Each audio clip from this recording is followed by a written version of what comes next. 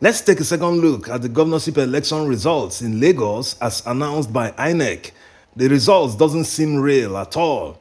Are they saying that the turnout in Lagos was almost equal to the turnout in the presidential election? Because when you look at the photos and videos from polling units around Lagos during the election, you will notice that the turnout was very low, unlike the massive turnout during the presidential election. In this governorship election, some videos show people playing football in the streets of Lagos, which wasn't witnessed in the presidential election at all. The reasons for the low turnout of voters in the governorship election are twofold. One is the threat made by the chief Agbero in Lagos, where he threatened Igbos not to come out on election day, that they will not be allowed to vote in Lagos where they live and pay their taxes. The right to vote by a Nigerian citizen, irrespective of where they come from or reside in Nigeria, is guaranteed by the Nigerian Constitution.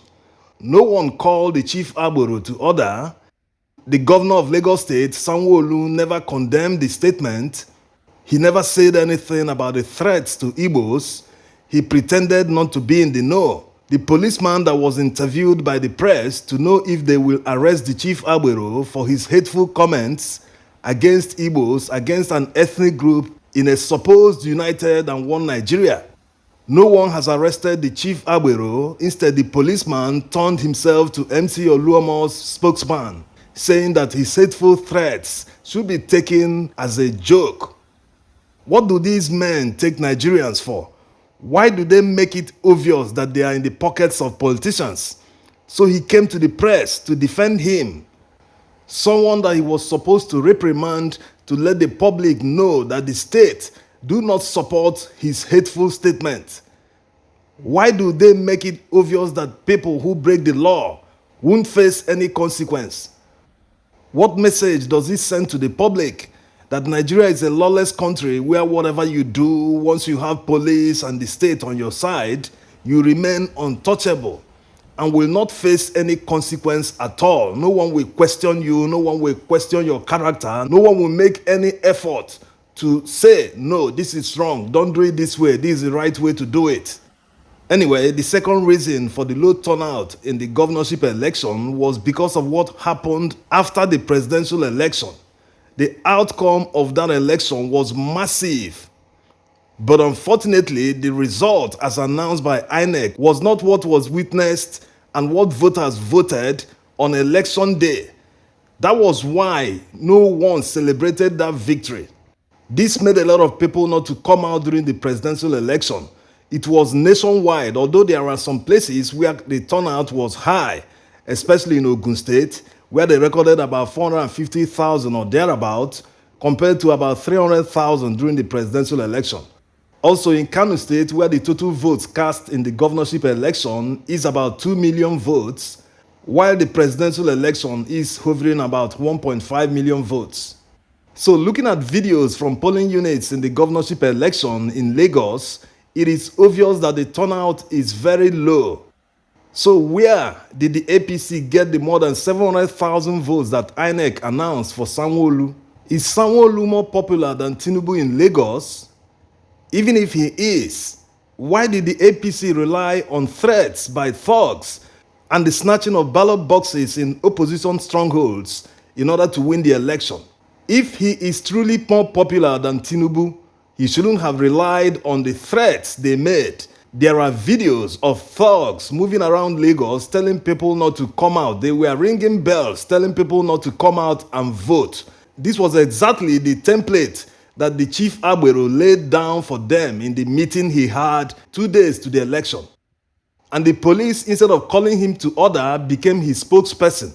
All these point to the fact that this result is suspect. There is evidence of results that are altered and manipulated. Some, they even use TPEX on it. These are results that were uploaded on the INEC iRev. Yes, the evidence is there for everyone to see.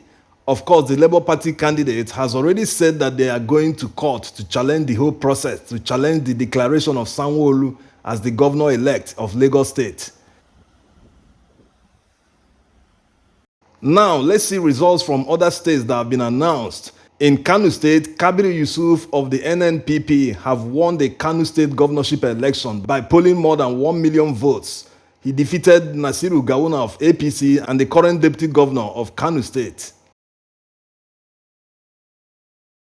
Next is Abia State, where INEC has suspended the collation of the results. As you can see, this is the estimate of the results so far after some local government areas have been declared. More updates will follow. Make sure to subscribe and enable notification to be notified to watch the updates. Thanks for your support. Next is Akwa Ibom, where the PDP candidate has won the election. He's followed by the APC candidate and the YPP candidate who proved himself. Of course, he left the PDP because he didn't win the primaries. And the Labour Party candidate, Peter Udo, performed very poorly in the election.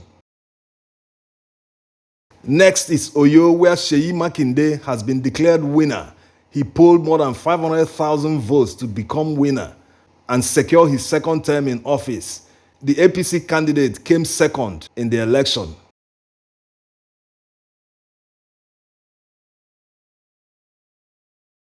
In Ogun State, the current governor, Dapo Abiodun, won his re-election bid. He beat Ladi Adebutu of PDP with about 10,000 votes. The ADC candidate also proved himself with more than 94,000 votes. It was a poor showing for Kehinde Shogunlo of the Labour Party. Next is Delta State, where they are waiting results from 2 local government areas. Out of the 23 declared so far, you can see the estimate results. Remember, these are estimates, they are not the final results. More updates will come as we receive them. In Cross River State, the APC candidate is leading out of the 12 local government areas announced so far. You can see the estimate results. Cross River State has a total of 15 local government areas. It was a no-show for Oga Osim of the Labour Party. Next is Kaduna, where collation will restart by 6 p.m. today. As you can see from the estimate of the results, it's only one local government that is remaining. They are almost head-to-head, with Obasani of the APC having the slight edge. More updates as we get them. Next is Plateau State, where the PDP candidate has an edge. Of course, this is not the total results. More results are being awaited. And of course, INEC will announce the remaining results. So stay tuned for more updates. In Benue State, the position of things are not clear. Complete results have not been uploaded on the INEC iRev, but you can see the taste of how things will turn out in Benue State by looking at this result from Oturukpo local government area. Yes, it seems that the APC candidate will have an edge in Benue State. Next is Enugu, where the results collation has also been suspended, just like in Abia State. The resident commissioner wants to take a look at allegations of vote manipulation, especially in Kano East, where the elections were held without beavers. So you can see the estimate of results in the 12 local government areas that have been announced. Also, Senator Nnamani was beaten by the Labour Party candidate in the rescheduled senatorial election. He was beaten by more than 20,000 votes. Last but not the least is Taraba State, where it looks like the NNPP candidate is ahead. But this is not the results yet. It is not the final. We do not have the figures, but be rest assured that the updates will come in subsequent videos. Thank you for watching.